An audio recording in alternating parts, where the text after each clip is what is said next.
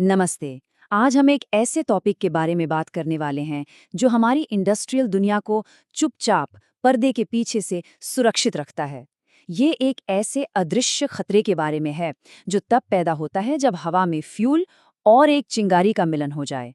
तो चलिए इस दिलचस्प दुनिया में थोड़ा और गहरा उतरते हैं। चलिए एक सवाल से शुरू करते हैं।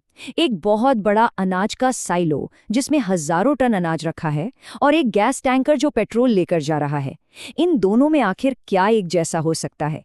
एक में सॉलिड है, दूसरे में लिक्विड। बिल्कुल अलग लगते हैं ना?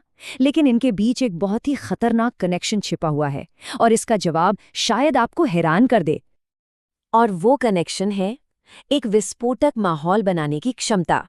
इन दोनों ही जगहों को खतरनाक क्षेत्र या हैजर्डस एरिया माना जाता है।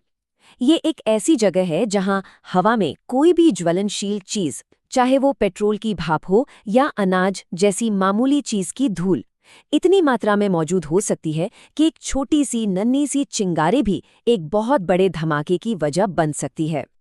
तो सवाल यह उठता है कि इन जगहों को अलग-अलग कैटेगरी में बांटने की जरूरत ही क्या है? जवाब एक शब्द में है: सुरक्षा। ये सब कुछ किया जाता है ताकि भयंकर आग और विस्फोटों को होने से रोका जा सके।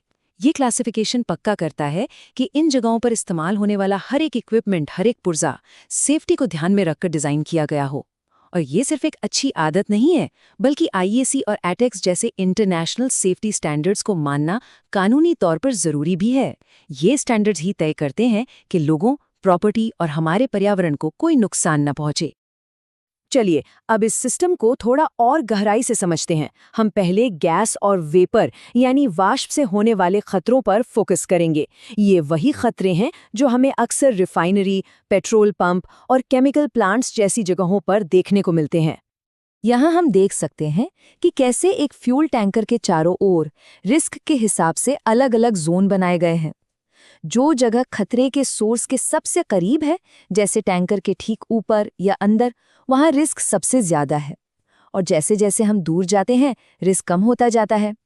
यही विजुअल मैपिंग हर सेफ्टी प्लान की बुनियाद होती है। गैस और वेपर के लिए सिस्टम को 3 जोन में बांटा गया है: जोन 0, जोन 1 और जोन 2। ये सब इस बात पर निर्भर करता है कि एक विस्फोटक माहौल कितनी बार और कितनी देर तक मौजूद रहने की संभावना है। सीधी सी बात है, जोन 0 मतलब सबसे ज्यादा रिस्क और जोन 2 मतलब सबसे कम। तो जोन 0 असल में है क्या? सोचिए एक पेट्रोल के स्टोरेज टैंक के अंदर जो खाली जगह होती है, वहां लगभग हमेशा पेट्रोल की विस्फोटक भाप मौजूद रहती है। ये वो जगह है जहां खतरा लगातार मतलब 24 घंटे बना रहता है। इसीलिए ये सबसे खतरनाक लेवल है और यहाँ सबसे ऊंचे दर्जे की सुरक्षा की जरूरत होती है। अगला है जोन 1।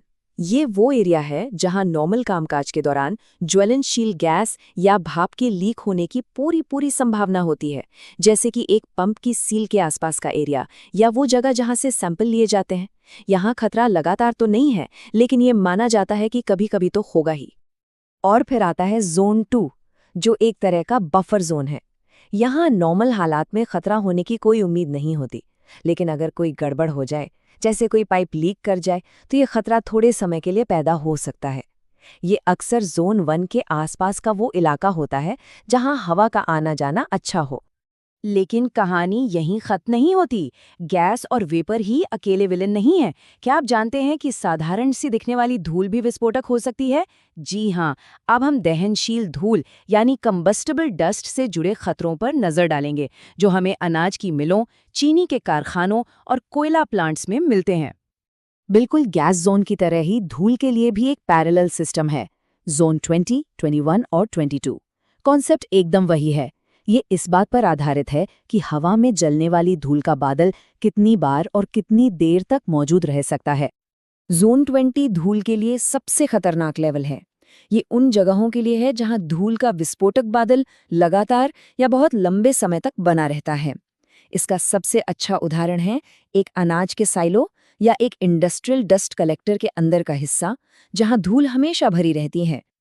फिर है जोन 21, ये वो एरिया है जहां नॉर्मल ऑपरेशन के दौरान धूल का बादल बन सकता है। जरा उस जगह के बारे में सोचिए जहां बोरियों में चीनी या आटा भरा जा रहा है। इस प्रोसेस में हवा में धूल का उड़ना एक आम बात है, जिससे एक खतरनाक स्थिति बन सकती है। और आखिर में है जोन 22। गैस के जोन 2 की तरह ही ये एक ऐसा एरिया है जहां आमतौर पर धूल के बादल बनने की उम्मीद नहीं होती, लेकिन किसी खराबी या लीकेज की वजह से धूल जमा हो सकती है और थोड़े समय के लिए खतरा पैदा कर सकती है, जैसे कि कन्वेयर बेल्ट के पास या स्टोरेज एरिया के बाहर। ठीक है, तो अब हमें समस्या समझ आ गई है। ये जोन हमें बताते हैं कि फ्यूल कहाँ और कितनी बार मौजूद हो सकता है। लेकिन याद रखिए, फ्यूल अपने आप में तब तक खतरनाक नहीं है जब तक उसे जलाने के लिए एक चिंगारी न मिले। तो अब हम समाधान पर फोकस करते हैं। उस चिंगारी को पैदा होने से कैसे रोका जाए? एक विस्फोट के लिए 3 चीजों की जरूरत होती है: फ्यूल, ऑक्सीजन और एक इग्निशन सोर्स यानी चिंगारी। हवा में ऑक्सीजन तो होती ही है और जोन हमें फ्यूल के बारे में बता चुके हैं। तो सबसे जरूरी चीज है इग्निशन सोर्स को कंट्रोल करना। इसमें बिजली की चिंगारी, बहुत गर्म सतहें, स्टैटिक इलेक्ट्रिसिटी या यहां तक कि 2 मेटल पार्ट्स के बीच का घर्षण भी शामिल है। सेफ्टी का मतलब है इन सभी संभावनाओं को खत्म करना। एक बार जब हम ये जान जाते हैं कि खतरा कहाँ है, यानी जोन, और उसे क्या चीज जला सकती है, यानी इग्निशन सोर्स, तब हम सेफ्टी के लिए डिजाइन कर सकते हैं। ये वो स्टेज है जहां इंजीनियरिंग और सही प्रोसेस मिलकर एक सेफ माहौल बनाते हैं। सेफ डिजाइन के 3 मुख्य स्तंभ हैं। पहला, सिर्फ सर्टिफाइड एक्सप्लोजन प्रूफ इक्विपमेंट का इस्तेमाल करना, जो खास तौर पर इन खतरनाक माहौल के लिए ही बनाए गए हैं। दूसरा, स्टैटिक बिजली को बनने से रोकने के लिए प्रॉपर अर्थिंग और बॉन्डिंग को पक्का करना। और तीसरा, हर चीज का रिकॉर्ड और ड्राइंग मेंटेन करना ताकि हर कोई नियमों को जाने और उनका पालन करे। ये 3 स्तंभ मिलकर एक मजबूत सुरक्षा कवच बनाते हैं। तो अब हम इस सफर के अंत में एक सवाल के साथ इसे खत्म करते हैं। अगली बार जब किसी पेट्रोल पंप के पास से गुजरें या किसी फूड प्रोसेसिंग प्लांट को देखें, तो उस अदृश्य सेफ्टी सिस्टम के बारे में जरूर सोचिएगा जो वहां लगातार काम कर रहा है। ये इस बात का एक शानदार उदाहरण है कि कैसे इंजीनियरिंग और प्लानिंग हमें उन खतरों से बचाती हैं जिन्हें हम देख भी नहीं सकते। सोचिए, हमारे चारों ओर और कौन से ऐसे छिपे हुए खतरे हैं जिनका हर रोज मैनेज